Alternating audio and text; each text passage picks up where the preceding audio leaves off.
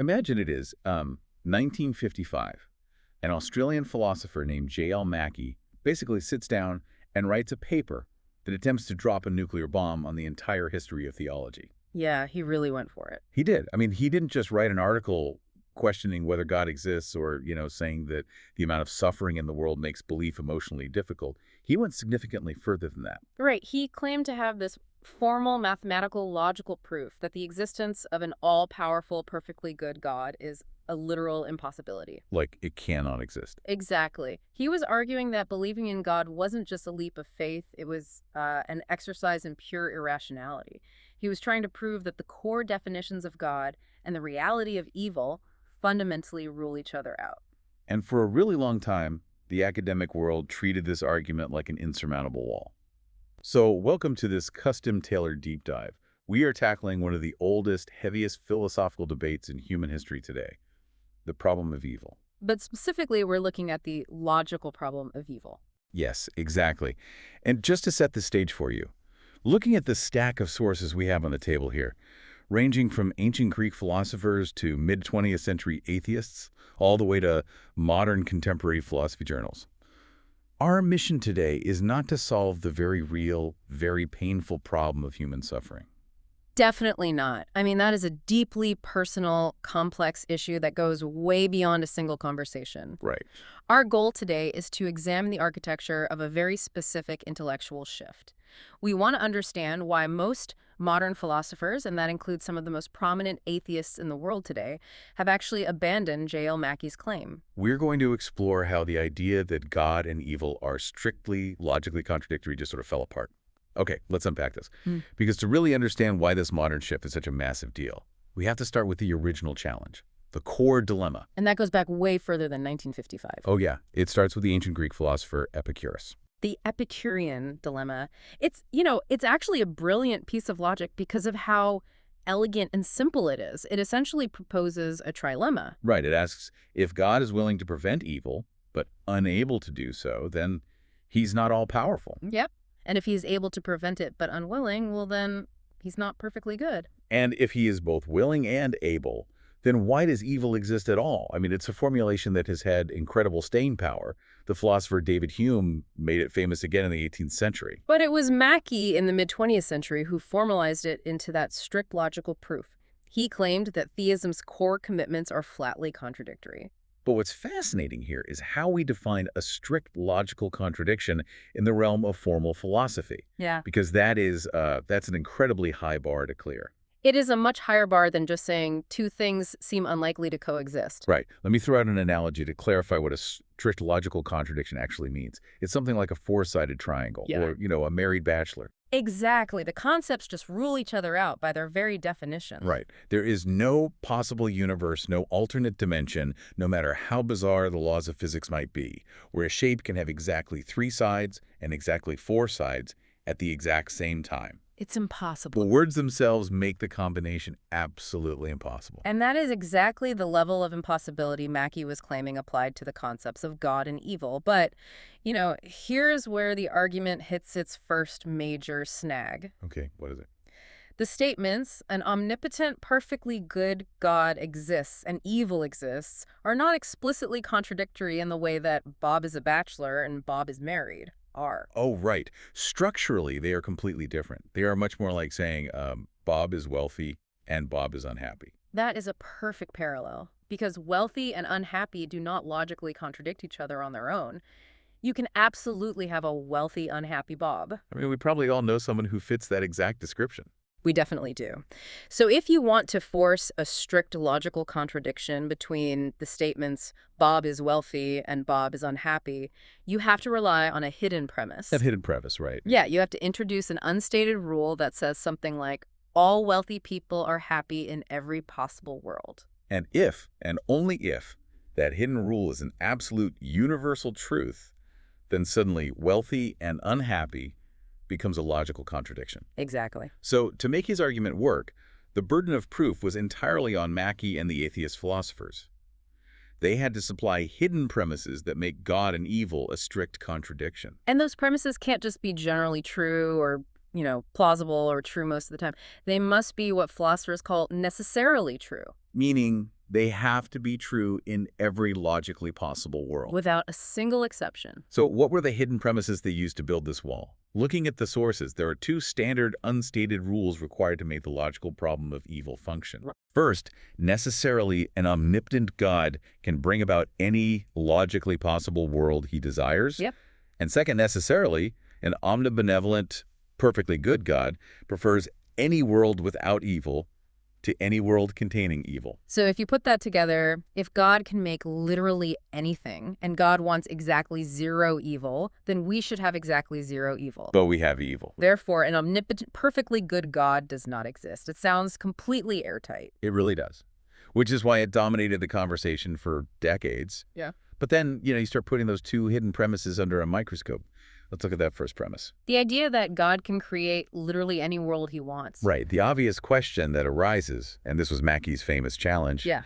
is why couldn't God just create a world where people have genuine free will, but they just, always happen to choose to do the right thing? Mackey argued that a world where free creatures never choose to do evil is logically possible. We can imagine it. We can map it out on a whiteboard. Sure. Exactly. Therefore, if God is truly all-powerful, he should be able to actualize that specific world. And because we don't live in that perfectly good, free world, God must not be all-powerful. But let's test that logic with another analogy. Think of a master chess teacher, like the absolute best in the entire world. They can do anything a teacher can possibly do. Okay. They can set up the board flawlessly. They can explain every grandmaster strategy. They can create the perfect, quiet learning environment. But if they want the student to make a truly free move on the board, the teacher cannot physically grab the student's hand and move the piece for them. Because if they force the hand, by definition, it's no longer the student's free move. Exactly. You cannot force a free choice and still call it a free choice. It's a contradiction. And this realization brings us to one of the most pivotal shifts in this entire debate. In the 1970s, the philosopher Alvin Plantinga introduced what is known as the free will defense. Alvin Plantinga. Right, and to do this, he utilized a concept called libertarian freedom. And just to define our terms for you, libertarian freedom doesn't have anything to do with politics. Yeah. In philosophy, it means a choice that is not determined by any prior causes. It's not just brain chemistry or your upbringing dictating an outcome. The choice is genuinely, ultimately up to the individual. Correct. And Plantinga paired this concept of freedom with a really fascinating philosophical mechanism called counterfactuals of creaturely freedom. Okay, counterfactuals of creaturely freedom. That is a very dense phrase. How does that actually function in reality? Let's break it down. It basically means there are objective truths about how any truly free creature would freely choose to act if placed in any specific situation. Okay. And here is the absolutely crucial mechanism. Because these truths are about the creature's completely free choices, God does not get to dictate what those truths are. Oh, interesting. The creatures themselves do by virtue of their freedom. Let me try to map that out. So if Bob is placed in a situation where he has a genuine, uncoerced, free choice to either lie or tell the truth, there is a reality about what Bob would do in that exact scenario. Yes. But God isn't authoring that choice. Bob's inherent freedom is generating that truth. Yes. This raises an important question about the limits of omnipotence. For a long time, people assumed all-powerful meant being able to do literally anything. Even the impossible. Right, but in formal philosophy, omnipotence does not mean the ability to do something that is logically incoherent. Because omnipotence doesn't mean God can make a four-sided triangle. Right. Because a four-sided triangle is just a string of meaningless syllables. It's not a real thing to be made. Exactly. And causing someone to freely choose is the exact same type of contradiction. It's like asking God to make a silent sound. It's nonsense. So where does Plantinga take that? Well, he argued that there might be logically possible worlds, like Mackey's hypothetical world with free creatures who never happen to sin, that are what he called infeasible for God to actualize. Infeasible. Meaning the world is logically possible in theory, on paper. But the second God tries to actually build it using genuinely free creatures, the creatures use their freedom to mess it up. Exactly. God puts them in the scenario, and they freely choose to lie or steal. The counterfactuals turn out the wrong way. Precisely. And the moment you introduce the idea that some logically possible worlds are infeasible for God to create because of creaturely freedom, Mackey's first hidden premise shatters. Wow. It is no longer a necessary, universal truth that an omnipotent God can bring about any logically possible world. He cannot bring about a world where he forces free creatures to always be good. That is a massive paradigm shift. I mean, the architecture of the argument just completely caves in on that side. It really does. But wait, we still have the other side of the dilemma. Even if we grant that God can't force free creatures to be perfectly good, well, what about his goodness? Ah, the second hidden premise. Right. Wouldn't a perfectly good God always necessarily prefer a universe with zero evil? That is the next logical hurdle. And overcoming it requires us to make a very careful philosophical distinction about the nature of morality. Let me bring in a real-world analogy to anchor this. Think about a loving parent taking their toddler to the pediatrician to get a vaccination. Okay. The parent is bigger, stronger, and entirely capable of stopping the nurse from poking their child with a needle. Furthermore, the parent absolutely hates seeing the child in pain. They would massively prefer the child to be pain-free. But the parent allows the needle anyway. Right. They permit the pain. They sit there and watch it happen because they are aiming at a greater good, which is immunity to a devastating disease. That makes sense. That is a good tie that simply cannot be achieved without that specific temporary pain. And that maps perfectly onto the ethical distinction between doing evil and permitting evil. The parent isn't committing an evil act against the child. They are permitting a temporary discomfort for a morally sufficient reason. Exactly. And this distinction is a huge focal point in contemporary debates. In fact, just a few years ago, in 2019, a philosopher named James Sturba wrote a highly publicized book attempting to revive the strict logical problem of evil. Oh, really? How did he try to do that? Yes. So Sturba essentially argued that God violates fundamental moral requirements. He claimed that traditional moral rules, like the principle that you should never do evil so that good may come of it, apply to God. Okay. And because terrible things happen that God could physically stop, Sturba argued God's existence is logically impossible. But when you read the responses in modern philosophy journals, the pushback was intense. Reviewers like Michael Almeida pointed out that Sturba's entire argument rests on totally conflating doing evil with permitting evil. Yeah, it's a difference between a parent maliciously pushing a child off a bicycle, which is actively doing evil, versus a parent letting the child fall while they are learning how to ride. Which is permitting an evil for the necessary greater good of learning the skill. Right. Sturba assumes that any failure to intervene is equivalent to doing the evil. And Almeida noted that Sturba also completely ignored a profound theological framework called Molinism. Molinism. This is crucial. Right. Molinism is the view that God knows exactly what every free creature would do in any possible circumstance. All those counterfactuals we discussed earlier. Okay, I'm with you. And God orders the universe, or providence, based on that infinite knowledge. So how does that specifically counter Sturba's claim that God should always step in to stop a tragedy? Because it introduces the ultimate butterfly effect. Oh, I see where this is going. If Molinism is even logically possible, then every time God intervenes to stop one specific evil, it ripples out and changes the circumstances for countless other free choices. So God might know that stepping in to stop a specific car crash would alter a timeline in a way that prevents a massive, necessary greater good down the line. Or perhaps causes an even worse tragedy. Because God sees the entire web of counterfactuals, he might be logically unable to actualize a world without the specific evil Sturba points to, without losing an overriding greater good. Which brings us to another fascinating concept that addresses that second hidden premise. We've talked about greater goods, like learning to ride a bike, but philosophy also deals with incommensurable goods. This is a really profound idea. Incommensurable means it cannot be measured on the same mathematical scale. Right. Alvin Plantinga explored this using the traditional Christian concept of o felix culpa, the happy fault. The happy fault. That ancient idea that the tragic fall of humanity actually paved the way for something infinitely more beautiful. Exactly. Within Christian theology, the eternal good of salvation, or the atoning death and resurrection of Christ, are considered goods of incommensurable value. Meaning they are of such an overwhelmingly different order of magnitude that they mathematically outweigh any finite earthly suffering. Yes. So if we look at this purely as a logic puzzle, a world that contains the terrible tragedy of the fall, but also the supreme infinite beauty of redemption, well, that might actually be a far better world overall than a world that just sat there being perfectly sinless, but completely lacked that ultimate infinite redemption. And remember, the absolute rules of the logical problem of evil. The theist does not have to definitively prove that this is undeniably the way the universe works. That's right. They only have to prove that it is logically possible. If even one overriding good of incommensurable value is logically possible, then the atheist's second hidden premise, that a good God must necessarily prefer a world with zero evil, just completely collapses. It falls apart. Okay, but I am going to step in and push back here on behalf of you, the listener. Because human free will cleanly explains human evil. I get it. Right. Someone exercises their freedom to lie or steal or physically hurt someone. But what about natural evil? Yeah. What about an earthquake, a tsunami, Yeah. animal suffering?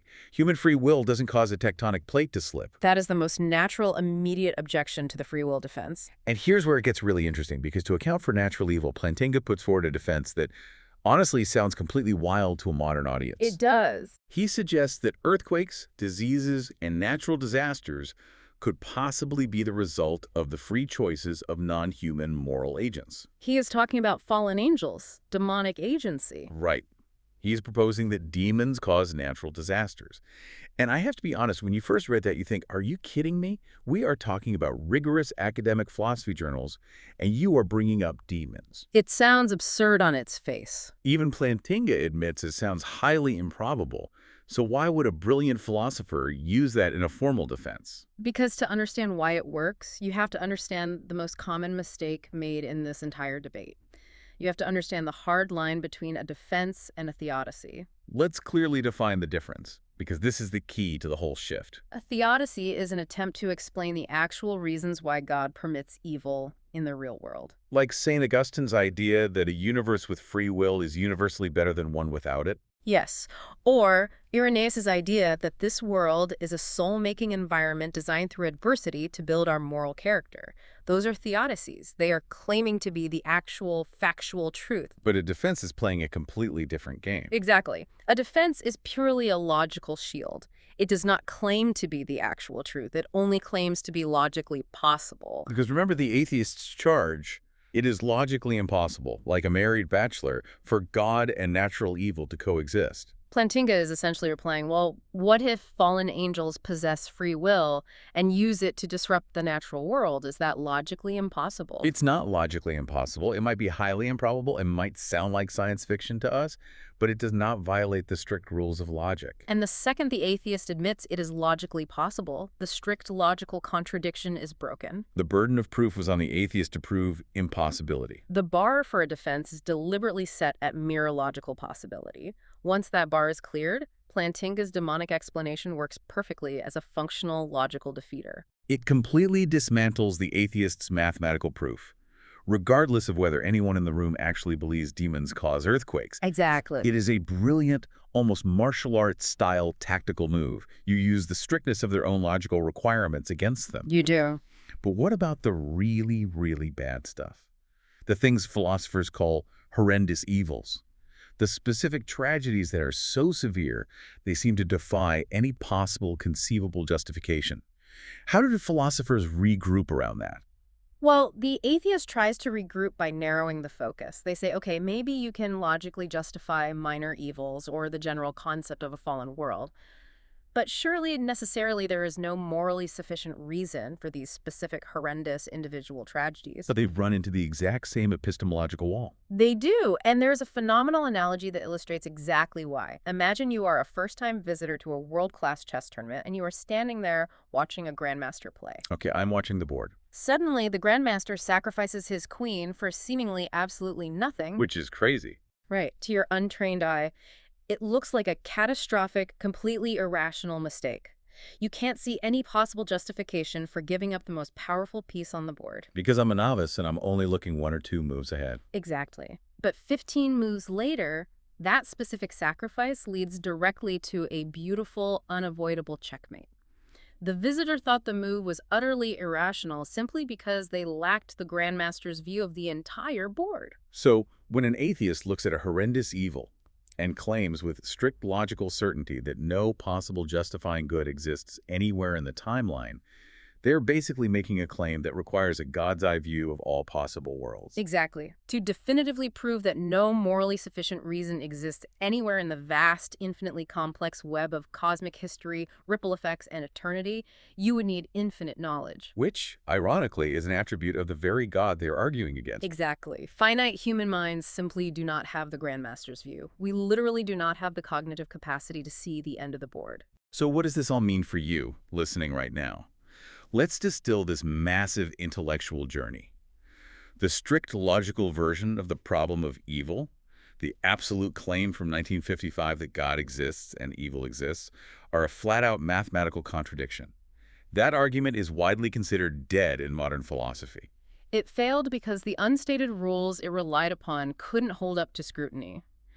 The hidden premises couldn't account for the nature of libertarian free will, the profound difference between doing and permitting evil, the butterfly effect of Molinism, or the severe limits of our own finite human perspective. Even the most prominent atheist philosophers have largely conceded this specific point. Now, to be clear, the debate hasn't ended. Oh, not at all. It has just shifted. It has moved entirely to what is called the probabilistic version of the problem of evil. The argument today is no longer evil makes God impossible, but rather the sheer amount and type of evil makes God unlikely. And that is a very different, much more subjective and highly nuanced conversation. If we connect this to the bigger picture, what we've really explored today is the architecture of how we evaluate claims.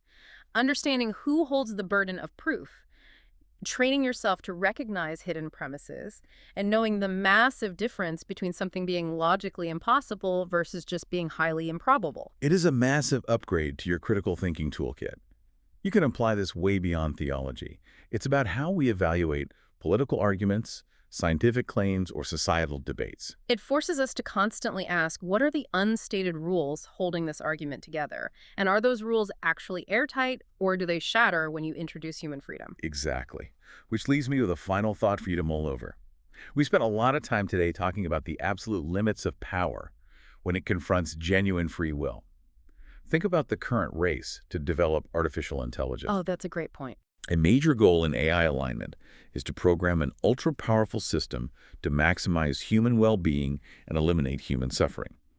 But if the greatest philosophical minds have demonstrated that not even an omnipotent God can logically force a world of completely free creatures to experience zero suffering, well, what hidden premises are we programming into our AI? That is a terrifying thought. If we tell a machine to absolutely prevent all human pain, will it eventually realize that the only logical way to achieve that goal is to completely remove our free will? Think about it. We'll catch you on the next one.